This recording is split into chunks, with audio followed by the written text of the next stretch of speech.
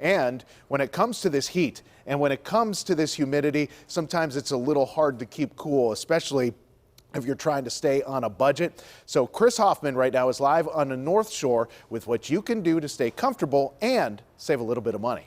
Chris. Thanks, Ray. Well, we know who people might be blaming for some of this hot weather, and you can blame Ray. Just kidding, don't actually do that. But in all seriousness, there are a few steps you can take to try to reduce your energy intake to make that bill a little bit lighter at the end of the month. And they're really not asking a lot. It's really just a small little sacrifice when you combine things to actually save you a little bit of money. As temperatures rise, so do electric bills. The largest user of electricity is heating and cooling. According to West Penn Power, for every degree you raise your thermostat, you can save yourself an additional 3% on your bill. And fans use less energy than the AC, so it's recommended to use them in tandem. You should also try to avoid using the stove. That just warms up the kitchen and any adjacent spaces.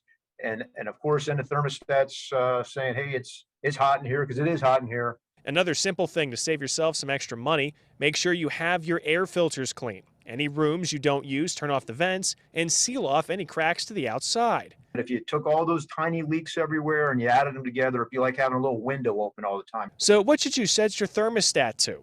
KDKA-TV recommends 78 degrees. Now, I understand that may feel a little warm in the house, but I always say if you walk outside into 95-degree heat, it will feel pretty good coming back in. And if you're feeling the pinch in your wallet, organizations like the Dollar Energy Fund will help.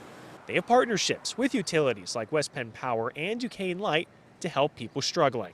We definitely see an uptick in our calls, especially around this time when temperatures are rising and people are really feeling the heat and they need help.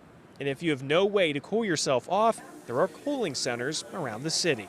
You don't want to take a chance on this heat. It's really bad. So yeah, I think that it's for everybody. Now for the location of those cooling centers, take a look at our website and app. And if those aren't close enough to, call your municipality and see where if there's one there or closer to you. Live this evening, Chris Hoffman, KDKA News.